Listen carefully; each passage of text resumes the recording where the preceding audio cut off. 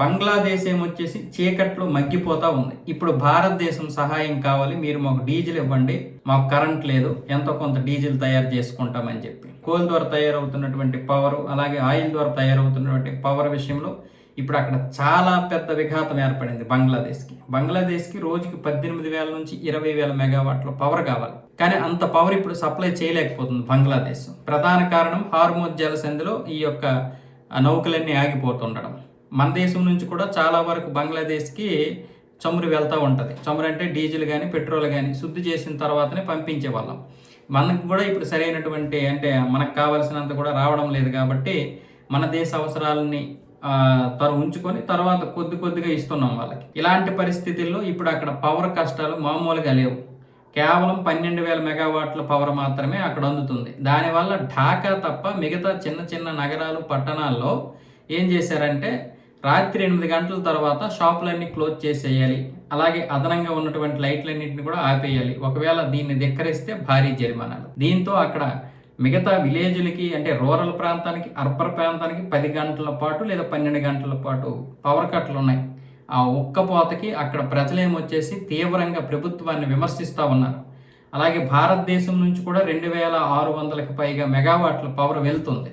అందులో ఒక్క అదానే 1,600 మెగావాట్లు ఇస్తున్నాడు. కానీ ఆయనకి కూడా బకాయిలు ఇంకా చెల్లించాలి. మహమ్మద్ యూనస్ ప్రభుత్వం ఉన్నప్పుడే బకాయిలు చెల్లించాలని అదానీ కంపెనీ వాళ్ళకి నోటీసులు ఇచ్చింది, లేదంటే మేము పవర్ ఆపేస్తామని కూడా బెదిరించింది.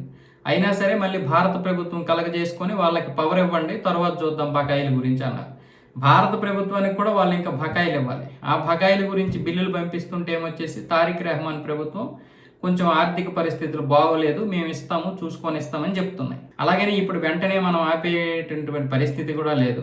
అయితే ఇప్పుడు ప్రస్తుతానికైతే కొంచెం డీజిల్ కూడా ఇవ్వడానికి వాళ్ళకి మాట ఇచ్చాం. పూర్తిగా డీజిల్ ఇవ్వలేకపోయినా ఎంతో కొంత పంపిస్తామని కూడా భారత ప్రభుత్వం అయితే మాట ఇచ్చింది. ఎందుకు అంటే ఇప్పుడు బంగ్లాదేశ్ని మనం వెంటనే వదిలేసామంటే చైనా ఇప్పుడు ఇస్తుంది వాళ్ళకి. చైనా ఇప్పుడు డీజిల్ పంపిస్తుంది, అలాగే అవసరమైతే కరెంటు కూడా ఏదో ఒక విధంగా పంపించడానికి ప్రయత్నాలు చేస్తుంది. ఈ నేపథ్యంలో మనం వెంటనే బంగ్లాదేశ్ని వదులుకోవాలి అనుకుంటే అది కరెక్ట్ కాదు. కొంతమంది ఏమంటే కోపంతో వాడికి మనం సహాయం చేసేది అంటే పాకిస్తాన్కి సపోర్ట్ చేసేటటువంటి వాడు, హిందువుల్ని చంపుతున్నటువంటి వాడు అంటాం. అది కోపం నాకు ఉంది. కానీ వ్యూహాత్మకమైనటువంటి భాగస్వామ్యాన్ని వదులుకోకూడదు. అలాగే ఇక్కడ చికెన్ నెక్ ఆఫ్ ఇండియా చాలా తీవ్రమైనటువంటి ప్రమాదంలో పడే అవకాశం ఉంటుంది. శత్రువులకి మనం ఎప్పుడూ కూడా సమయం ఇవ్వకూడదు, అలాగే అవకాశం కూడా ఇవ్వకూడదు. ఇప్పుడు శత్రువు దీని గురించే చూస్తాడు. అందుకే బంగ్లాదేశ్ ఇప్పుడు తారిక్ రెహమాన్ ప్రభుత్వం కూడా ఈ చిన్న కోపాల తాపాలకి మనం చైనానో లేకపోతే ఇంకొకరినో ఆదరించినా లేదా మనల్ని వాళ్ళు ఆదరించినా చాలా పెద్ద ప్రమాదాలే జరుగుతాయి. కాబట్టి భారతదేశం మాత్రమే మనకు కరెక్ట్ అని చెప్పి ఆయన కూడా ఆలోచిస్తాడు. రేపు పొద్దున్న చైనా బంగ్లాదేశ్లోకి వచ్చిందంటే మొత్తం తినేస్తుంది.